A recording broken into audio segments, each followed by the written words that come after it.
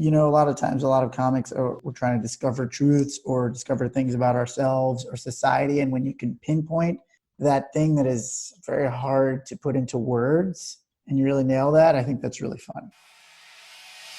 Welcome to another episode of Good is in the Details. I'm your host, Gwendolyn Dolske. In this episode, Rudy, Salo, and I talk with comedian, filmmaker Matt Ritter about his documentary, Tasteless. And it's all about these books from the 80s called Tasteless jokes that were extremely popular. And the documentary takes a look at essentially the nature of the joke, the context, cultural attitudes. And then in the episode, we start talking about the issue of cancel culture and Twitter. And then we start talking about what does it mean to be successful. So before we get to the interview, I want to give a thank you to our patrons and thank you to the people who have rated and reviewed the show. It really means a lot. Keep it coming. And it is because of your support, Good is in the Details was able to support another organization. In the last couple of weeks, a lot of you, maybe like me, have been thinking, what can I do? I want to be more than a hashtag. So Good is in the Details for this month donated to an organization called Black Table Arts. And it is a community specifically for Black writers, artists, people in theater, and I will link them to the show notes as well. I will also link the raffle. Get your copy. We're going over part 1 for a future episode.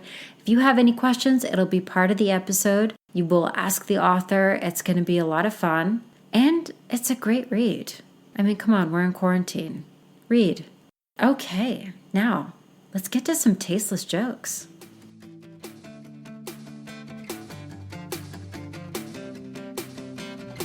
So, Matt, when we've had a couple of comedians on the show before, one of the questions I have is what makes something funny and what makes something unfunny? What is the essence of comedy? Okay. I think the essence of comedy is surprise. I think if you tell a joke and everybody knows it's coming, it's not funny. But if they don't know it's coming, it is funny. It kind of hits something, I don't know if it's neurological or just something inside.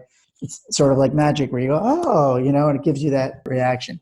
In terms of, physicality, I mean, I think the oldest, form of comedy is physical comedy. I think they still say, a lot of the laughter comes from nonverbal communication. So I think a lot of comics today would probably be useful for them to kind of take that lesson still, even in doing shows in Zoom, like still figure out little ways to use your cadence and micro expressions and anything you can do to convey comedic gestures, because I think those are still universally funny. Yeah. I'm working on a paper on Lucille Ball, and okay. I keep thinking about that, about all of her. The idea came to me because I was on a plane and I didn't have my earbuds or anything, and I don't normally watch TV on a plane, but I was taking a break and I looked up and there was the episode with her and the grape stomping scene. Yeah, that's great. And so I couldn't hear it. There was no surprise, but I was still laughing, even though I had seen the episode a million times. And I think that she had the gesture down. Yeah. But maybe it was also because she was stepping outside of a gender norm. She was challenging that. Yeah. And that's something, Rudy, that I text you that I'm thinking about is laughter and agreement. That there's something, when we're laughing, is there an agreement? Mm-hmm. I think there's also something about discovery that makes something funny. Yeah. A lot of times, a lot of comics we're trying to discover truths or discover things about ourselves or society. And when you can pinpoint that thing that is very hard to put into words and you really nail that, I think that's really fun. Your work on Tasteless. What makes a joke tasteless? Well, it's very funny to ask now, because I think if we record this now and it comes out in a week, that could change, because the bounds of what society deems acceptable or tasteful or tasteless is constantly evolving. And if you look at these books, the Truly Tasteless series, which this documentary is based on, these books came out in the 80s and they were the number one bestseller of any book at all for like 4 years straight. And so maybe they were tasteless, but we certainly all agreed that they were acceptable, right? But now, you probably couldn't even read half of the jokes in this book out loud for a variety of reasons that are now they're now deemed to be taboo. What was interesting about that was also from your movie, which is great, by the way. I loved it. So much deep thought behind it, and it's very well done. But what I loved was the little infographic showing that the book really started to take off because it was sold at grocery store stands along with like the best-selling magazines. And I remember being a little kid, and while my mom was shopping, she'd send me over to the magazine rack, and we'd look at stuff. And I'm sure I saw truly tasteless jokes and was exposed to it. And it's just night and day of what children were exposed to, even in a pretty innocuous place as a supermarket back in the 80s as compared to today. I mean, can you imagine what kind of riot you'd have on your hands if those books were just sitting at the grocery checkout counter for kids to grab? Imagine if your kid just grabbed that and started reading out loud. Yeah. So, what makes something tasteless is societal agreement, really. I mean, I have a real problem with any one individual trying to decide what's tasteless or not. I think that, one of the big issues that a lot of comics and a lot of people are taking issue is with this idea of quote unquote cancel culture. I think it's overutilized as a term now, but I think it cuts to the idea of who is the arbiter of comedy.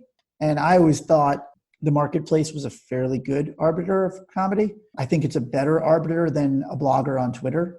Hey, Gwen, does that kind of go to your point of this essay or series or anything that you're writing about laughter being agreement? At some point, truly tasteless jokes, even though there was agreement, the book was called Tasteless, right? Mm-hmm. I mean, the jokes were tasteless. They were acceptable, supposedly, for the mass audiences if they were being sold in the grocery store. And how do we know they were acceptable? People were laughing about it. People were purchasing those books at one particular time. Right. Now today, if there is no laughter, then there, with respect to those jokes, then there is no agreement. So I see. Yeah. Your point there, Gwen, that laughter or comedy is an extremely flexible concept, which can be affected by time, affected by societal acceptance, and something that is probably the best reflective of that is truly tasteless jokes. And Matt's movie points that out about the shift from the 1980s to now and how unacceptable any of the jokes in this book are these days. Yeah. I looked up some of the tasteless jokes. Oh boy. Okay. And so I'm not going to say which ones, but I did chuckle. And then I was thinking, wait a minute, what am I laughing at? Am I laughing at that somebody ever thought that this was funny? Like, since it was in the context of tasteless, it was okay maybe for me to laugh. Was I laughing at the joke, or was I laughing that somebody thought that was okay? If I was at a dinner party and somebody just said, hey, everyone, I got one, and said that, I probably wouldn't laugh in the same way. I mean, I'm not entirely sure. Well, I mean, I think there is something to the idea of these spheres where in the privacy of your own home with your significant other, probably can laugh about whatever the heck you want. And there is no tasteless in that zone, right? There's the intimate agreement. Right? Yeah, there's an intimate agreement, right? In a comedy club, I also feel that there is an agreement that you're signing up to be hearing things that may be out of the outer bounds of what you'd hear at a dinner party, right? Isn't that the idea? Isn't that the fun, right? I mean, that is the arena, right? You go to the Coliseum to see a blood sport. You go to a comedy show, you have, in some way, I always thought signed away your rights, decide by trying to get somebody canceled, at least. You can walk out, you want to complain to the manager, but now we have weird spheres, right? So Twitter is a weird sphere that's like public and private in the sense that people can opt in at any point to your conversations.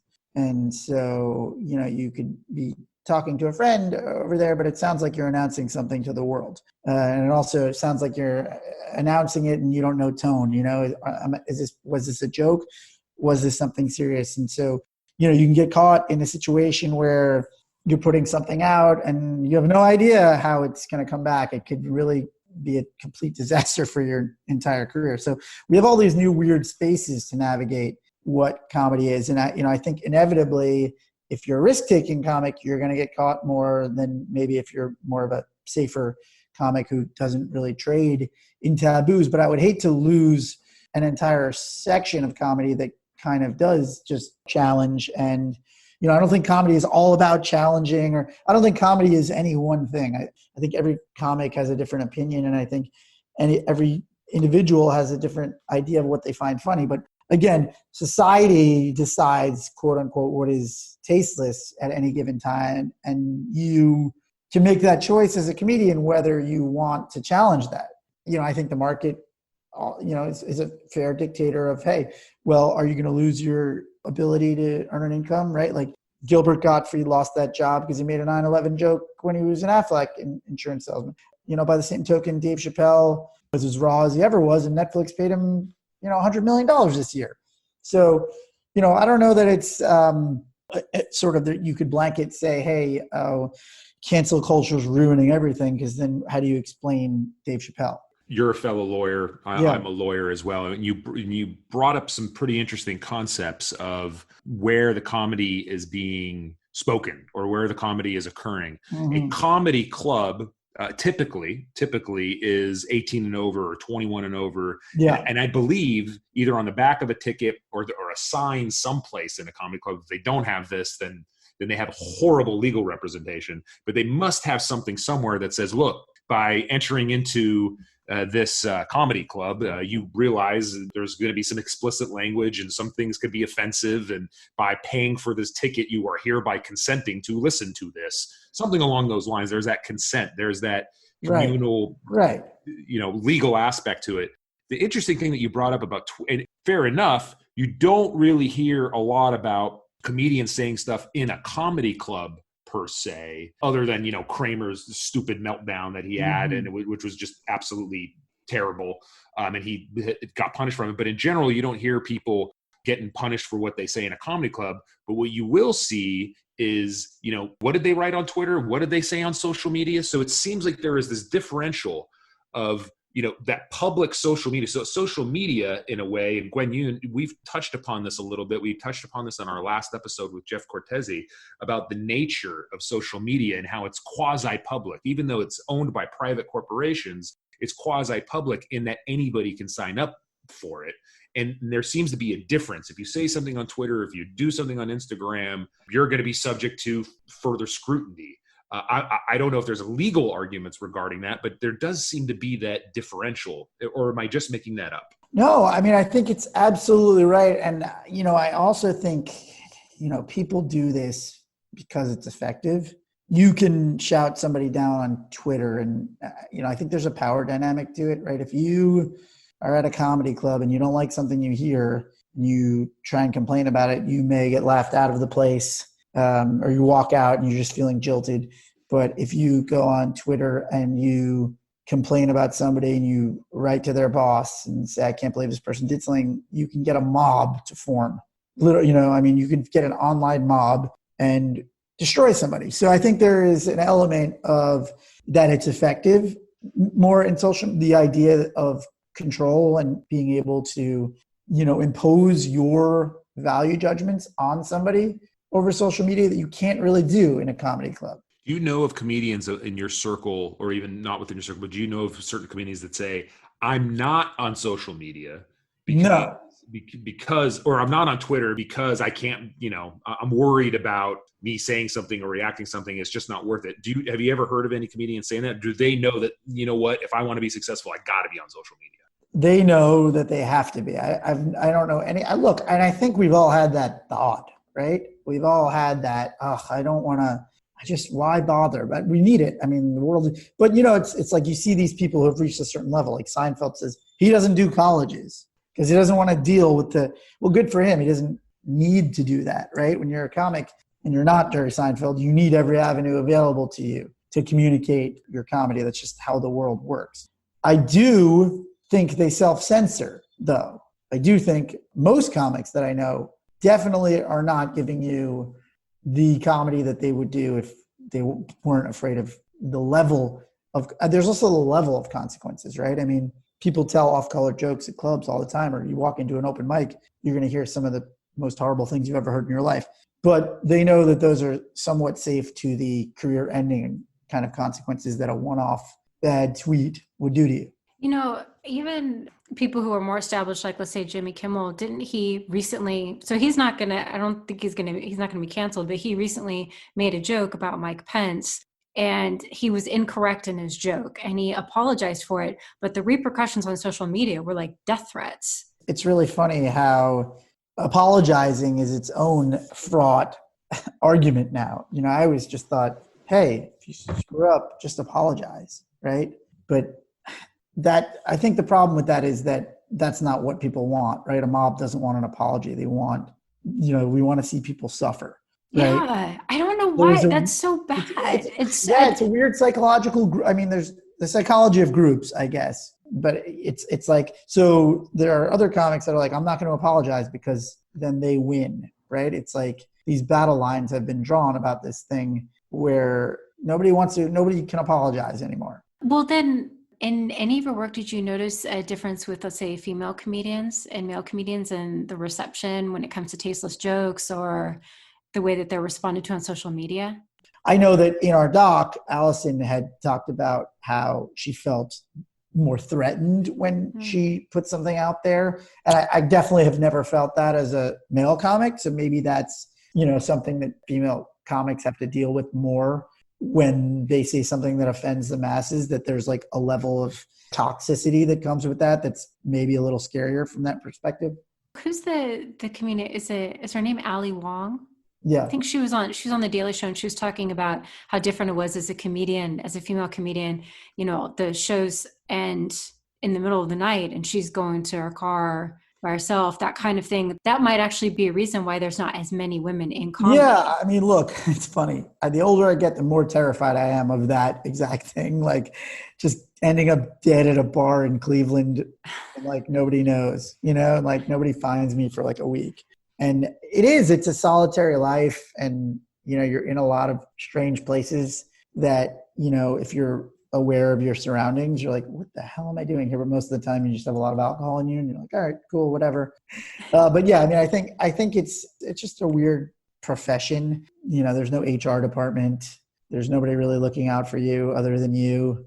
Well, I want to ask, so going into the documentary, what were your intentions and then what did you learn? Was there something that unfolded? Yeah, well, so interestingly, when we set out to do the documentary, it was kind of just going to be more like The Aristocrats for our generation. It was going to be just kind of a light look back at this fun thing. But then when we met the person who wrote it and we found out that she was a woman, we thought, oh, that's really surprising, back then that a woman would have written this book of the most horrific jokes, that's kind of not probably the stereotype of what you would have thought.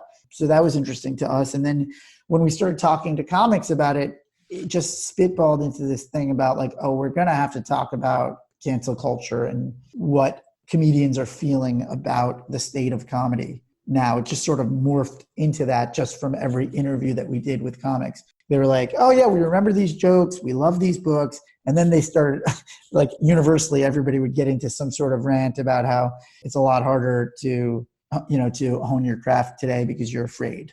It's interesting because when we were talking previously, right before we started recording the podcast, and I mentioned I briefly took stand-up comedy lessons. I wanted to become a better speaker, but because I want to teach, I want to do some acting. I do a lot of presentations for my job. I just wanted to get better at it. So I used comedy for it. And I took that class with Jeff Hodge and I recorded a podcast with him. His show is called Road Trippin'. Jeff Hodge was a past guest on Good As in the Details. So I always like to help plug past guests. And on the show, we had a female comedian talk about what her life was like as a female comic. This was back in the late 80s, early 90s, 2000s, and she's still working comic. And which is not funny, but the person that scared her the most was usually the headline comic or other male comics that she would be on the show with. And she told some really terrible stories of what that was like. And I asked, is it better these days? And she said it mostly is. So it does seem like there has been a positive movement in the right direction.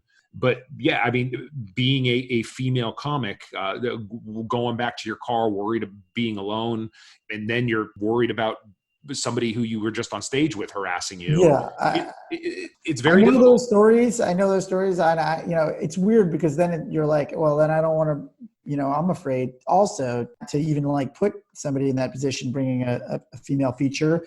The few times that I've done it, like I brought a female feature with me, because it's like, then you don't want to like, not, you don't want them to feel weird. I let my feature bring her whole family with her at the comedy condo that we had. That's great. I was like, all right, how can I make this completely safe? According to her, it's in the back of mind of every single. Yeah, that's what I was thinking. It's like, it really is. It's gotta be. It's gotta be, just because there's so many, creepy headliners out there. In fact, we went into a little bit of the analysis of it, of like, okay, are some male stand-up comics, does it attract the creepy weirdos?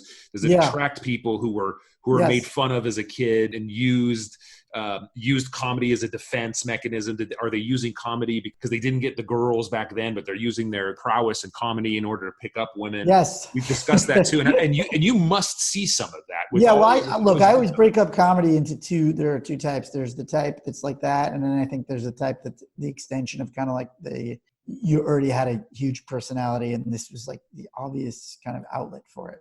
I was like the class clown in school and making everybody laugh, and it was like, oh, this is a professional way to just do that. Cool. There's the extroverts this is a natural extension of it, and there's like introverts who have really dark stuff and hilarious stuff to say. Well, now you say you're the class clown, so I have to ask, how did you go through law school and then you decided I'm going to go into comedy? And are there any skills from law school that you use for comedy? I learned how to drink pretty heavily in law school. So. It's so true. It's not a joke. Like seriously, at Georgetown, you were at Penn. Yeah. Georgetown, we had keg in the quad Wednesdays and Fridays, and then every other Monday it was a keg in the quad, keg in the quad, keg in the quad. The drinking culture that goes along with law school is legendary, and so people are like, oh, all lawyers are alcoholics. Yeah, you know what? We kind of learned it in law school, because I went to college. I was in a fraternity for a couple of years. It was nothing like law school. Law school was insane in a lot of ways. Was it like that at Penn too? Yeah, I think in a weird way, because everybody felt pretty secure in their futures. They were just like, all right, no matter what, everybody's going to make it. It wasn't very ultra competitive, weirdly, in my law school, because everybody was like, all right, we'll get a job, so let's just go drink our faces off for 3 years. I always kind of knew I wanted it to be in entertainment, but I come from a family of lawyers, so just kind of walked the conventional path. And then I found myself 5 years in, kind of questioning my existence, just having a hard time just getting out of bed. And so I just hopped on a plane. Rudy, why are you smiling? Because 17 years later, every lawyer, Matt knows a lot of lawyers because he also is a phenomenal legal recruiter for Lateral Link. So he really knows a lot of the psychology of a lot of lawyers. He really does. He hasn't. I mean, it's not. Every time I call him, I go, "Are you wearing pants?" Right. Yeah. I mean, seriously, he can speak to this, but every lawyer, I'm telling you, wakes up every morning and goes, "Can I really do this again today?" Yeah. I am very thankful. Matt knows this because we're good friends and we talk, heart to heart. I'm very lucky that I have found an area of the law where I feel very passionate about, that I feel like I'm both giving back to society and getting, a fair compensation on it. Sometimes I'll complain about that, but that's a whole other thing. But I feel good about what I do, helping governments and schools and nonprofits get built and access the capital markets. That makes me feel good. That makes me keep going every single time I have that question. But I know Matt must know a lot of lawyers that are probably mostly litigators or in some area that they really don't like, but they're so addicted to the money that they keep going rather than having the guts that Matt had and said, nope, I'm done. I'm going to go do something different. I'm going to follow my heart. I know I'm better at other things. I'm going to do it and I'm going to be successful. And he's very successful at it. I bet you he knows the fact that most lawyers can't do that. They don't have the guts and they're addicted to the money that they have, and they'll be miserable for the rest of their lives. Matt? Yeah, well, I think there's a couple of things that you hit on there. One is, this idea that I'm brave to chase my dreams. I think that's it's a weird societal thing that we have about that. Is it brave, or is it, because the thing is if you stay at your job, especially now, look at the world, right? I mean, everything just has an illusion of security. there's this illusion of security on our society. And I think that sort of veil has been lifted in a lot of ways. So, it's almost like, what is it exactly that especially the financial security, it's like once that's lifted, it's like, what are you staying for? It's really just fear. And I get a ton of lawyers emailing me about how I did it, and I wish there was anything more than like just one day I just got on a plane and moved to LA, because I knew if I didn't just do that, I would, just be mired in misery and what ifs. So to me, that's the worst thing I could think of. That's worse than, all the positives of security is, those what ifs. When I think about all the security, stack those up to the what ifs are, much higher to me. So yeah, I talked to a lot of lawyers about it, and I say also too, it's like, I think there is a misconception about following your dreams in terms of, is that really for anybody who has any sort of passion for anything? Like, I wouldn't necessarily say, hey, you have a passion for something, quit your job and do that thing. Because I don't think that's also true. I think you should really have that conversation with yourself and know the answer to that. If you're emailing me, should I do this? Then you haven't answered that question. Instead, if you're emailing me like, I'm doing this, and I would love to talk to you, I think that's somebody who's like made up their mind to do it. And a lot of times there are things, look, there are hobbies. It's okay to have hobbies too. And it's okay in this world to not be defined by your day job. I think when I left the law, there was a little bit, it was a lot harder to do comedy on the side. And, it was a little more taboo. I think these days, especially with millennials and Gen Zers or whatever, people feel a little more free to wear multiple hats. And I think people feel more free to kind of juggle different sides of their personality within different professions. Or if it's just like, hey, yeah, I'm a lawyer, but I also am in this band. And, that's all I aspire for it to be. I think it's okay for you to say, I aspire for myself to be in this weekend band because that fulfills the thing that's missing from my job. I agree 100%. And I think you hit the nail on the head, as you usually always do. Neither you nor I are advocating, just quit your job and follow your dreams. Yeah. No, you know what? There's ways to explore your dreams and get some benefit from those dreams that might be more than enough, to satisfy you. You can do comedy at night. You can do open mics if that's what you want to do. You might do it for a little while and think, no, you don't want the Netflix special. You just want to, go up on stage and have the confidence to go on stage and tell some jokes and make your friends laugh, but you're comfortable with your day job. This is just another outlet for you to explore the creative side. And if it turns into something great, and if it doesn't, no problem. Yeah. You can write. Anybody can write. They don't have to watch TV. Instead of watching TV, they can write a novel or write a screenplay or do something. It all just comes down to discipline. A lot of people think, no, I can't have a job and pursue my dreams at the same time. I argue that sometimes having the job, having that daily structure, having that paycheck that allows you to take classes, to travel to certain places, to go to certain conferences, is actually better for you. Like, you can have a day job and pursue these other passions, and you may just realize these are just hobbies and they're fulfilling any gaps that I may have.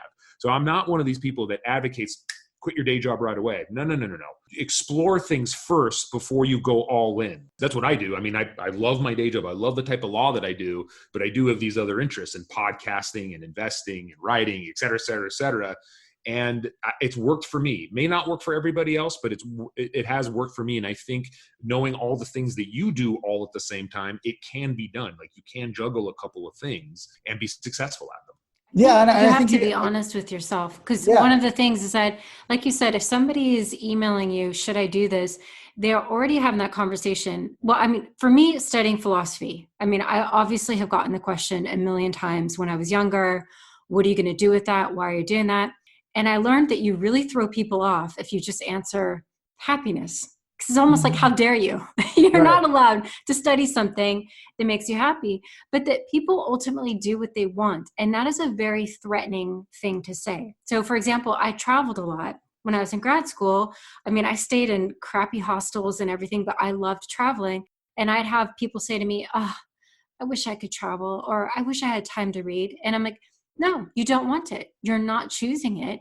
And I think that people are afraid to accept that their actions really are the result of what they have chosen, and it is what they want. Yeah. And, I actually think this pandemic will separate the real doers from the pretenders in that question, right? I mean, if you couldn't pick up a pen to write in the 74 days you've been locked inside, you don't really want to chase the dream of being a writer. I mean, you don't. Amen, bro. Amen. Listen, I quit my Amen. job as a lawyer to come out here and do entertainment.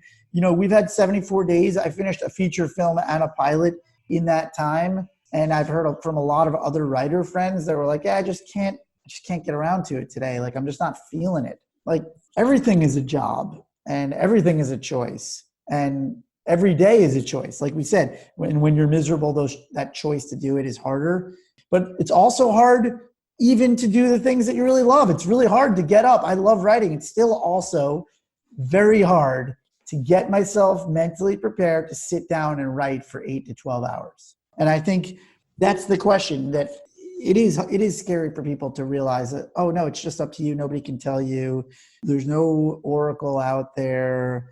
It's just inside you. That's terrifying. Yeah, just reminded me, the philosopher and writer Albert Camus, he was asked one time, how do you write all this stuff? And he just said, you sit down and you do it. Like, he just said, there's no way around it. You sit down and he would plant himself at a cafe and have massive quantities of caffeine, but that's how it got done. Yeah, I mean, I think caffeine is mostly caffeine. These days with smartphones, the sitting down aspect of it that everyone has so focused on previously is an interesting point, because you can literally be sitting anywhere and do it. I wrote the novel that I wrote under a pen name over 4 years while having 2 of my children. I wrote a lot of it while laying down on the floor in my daughter's nursery, like being kept awake at night. I would type it on my iPhone, right with MS Word, and there's script apps, there's Script Pro, there's all kinds of apps that you can do right on the phone these days. So even if somebody has the problem of, oh, I just can't sit down, well, what about laying down on the couch and doing it on your phone? Or you can also dictate. The dictation software that's out there is absolutely excellent. So when you say there's truly no excuse, there's no excuse. They just don't really want to do it. I mean, I hate to sound like a jerk, but at the end of the day, no, you're not ready. You really don't want to do it, because it is much easier to do the things that you want to do, even take classes, UCLA Extension, Canvas. Everything is so online these days with Zoom. There is no excuse to educate yourself and to explore other interests while you have your day job. And by the same token, I would say, it's funny because I've been slacking on the comedy stuff just because this past year I put out my first stand-up album, and that was like a big check in the box of things that I really wanted to accomplish in my stand-up. And the album is doing really well. I just took this time to take a breather from it, and I actually, a week went by and 2 weeks went by, and then I did a self-assessment, and I was like, oh, you know what? That's okay. I guess I'm just not really feeling stand-up right now. Yeah. I want to ask you something, just back to what you said, that you come from a family of lawyers. What was that conversation like when you said that you wanted to go into comedy? Well, they just don't really talk to me anymore. I know that's not true. I know that's not true. Honestly, I didn't come from money, and I think we grew up pretty poor and paid my own way through school anyway. So it was more like, all right, good. Make it work. Okay, that's good. They're very supportive, but it wasn't like, hey, I don't have one of those families that could support me financially in my, in like chasing creative ambitions. But I think that's also part of it too. It's like, if you're gonna make a leap into comedy or writing or whatever, and you have a stable job like a lawyer, I think you should be doing it with the mind of like, no, I'm gonna be financially successful doing this thing. Because otherwise you're putting yourself, if you're gonna like toss away, we act like money is some sort of evil, but money does a lot of good in your mental health. I've always found that no matter what job I have, when my financial situation is good, I just have way less stress. Mm-hmm. And so, the idea of just chasing your dreams, and when you make that decision to work in an industry that doesn't have a lot of set salary, high paying jobs, you have to realize you're going to be setting yourself up for mental stress unless you have some sort of plan to deal with that financially. That's a good point. But no, my family's great. I mean, they're totally supportive. My mom's a real character. Anyway, she did stand up one time when she was 8 months pregnant with me, actually. True story. That's awesome. That is awesome. She bombed terribly. Of course, because everyone bombs their first time. This is on Long Island, 1979. And the host told her she was horrible, and she ran the light. And after the show, he was like, "You don't have an ounce of funny inside of you." And so I've been trying to prove that host wrong ever since. I swear to God, that host was Eddie Murphy, 1979. Told my mom she sucked at comedy. You're serious? I'm serious. True story? 18-year-old Eddie Murphy. Oh my God. Wow. So if I ever meet him. Wow. That might have been a way of him motivating. Some acting coaches. She never did stand up ever again. It wasn't meant to be, I suppose. Like he annihilated. He's a terrible motivator. He beat her down, and because if she really wanted it, she would have kept going at it. Everybody sucks their first time, their second time, their third time. Yeah, it takes so much work, and I've said that on here. I mean, I've only done it over a dozen times, and only a couple of those dozen times were great. I mean, a lot of the times there were bombs, but the times that they were great, it was riding high, and it felt really good because it was so much hard work. Although I will say, and Matt, there's another question that I ask all the comics that come on the show is, how much do you think the luck of the crowd plays into the night? Meaning, I've done some sets practically the same and had like a 55 to 65% hit rate. And a week later, same place, same venue, same time, got like 100% hit rate, and the crowd was just awesome.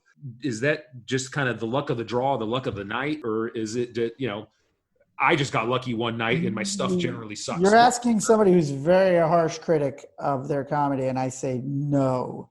There is no luck of the audience. There's none of that. There is you.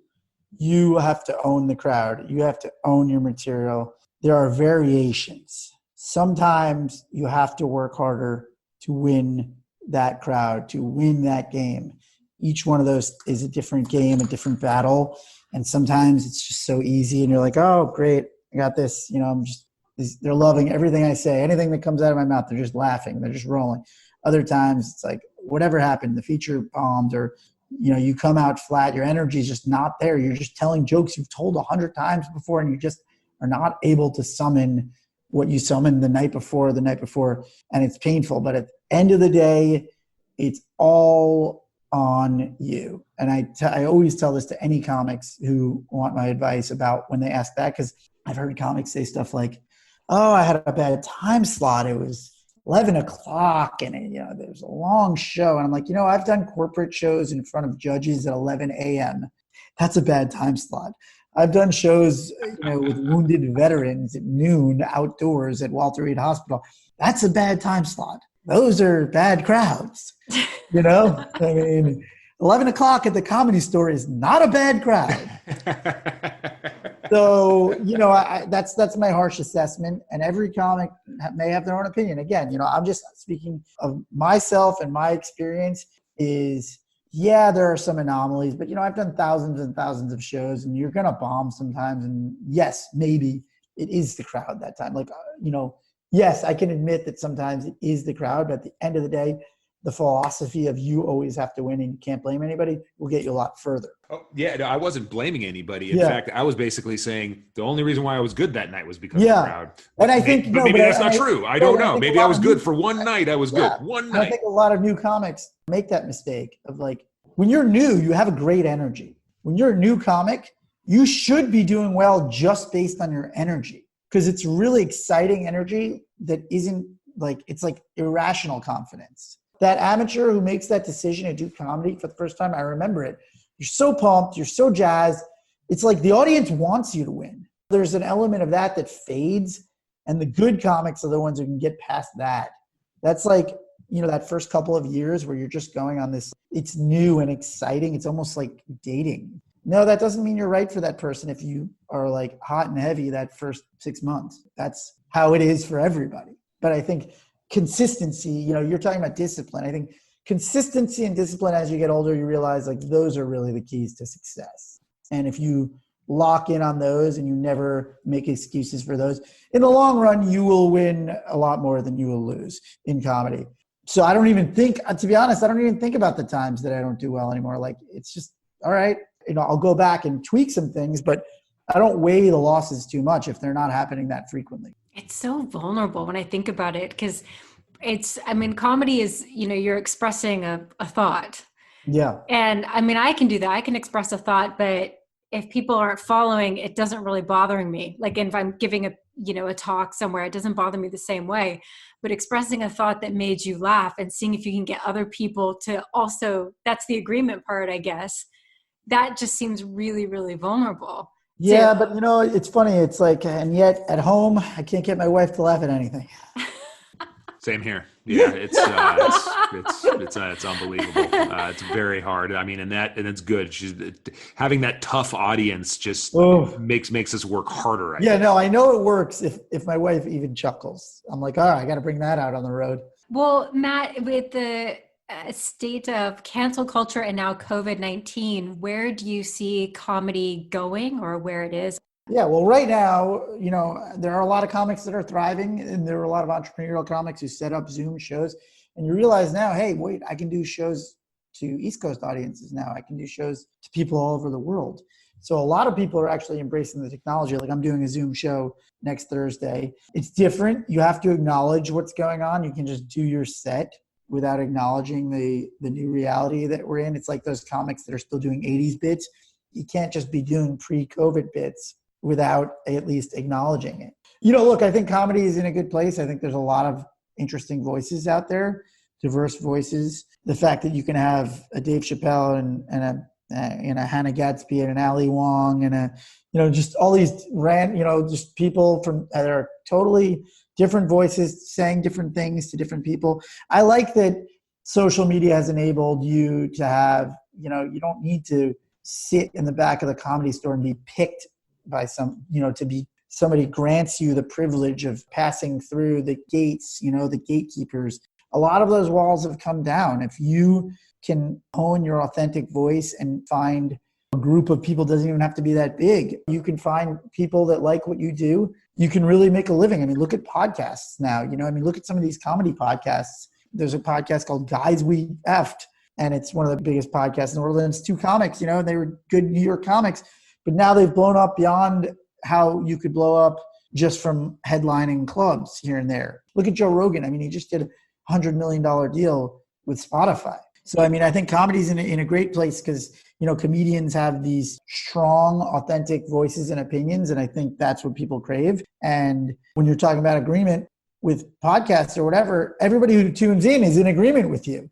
They like what you're selling, which is interesting too. It's almost like, God, if only, right? Comedy clubs, you don't know who's with you or who's not with you when you show up on any given night. But it's like, if they're, a lot of times if they're just, subscribing to your channel on YouTube, you've already have these fans, which I think is really cool.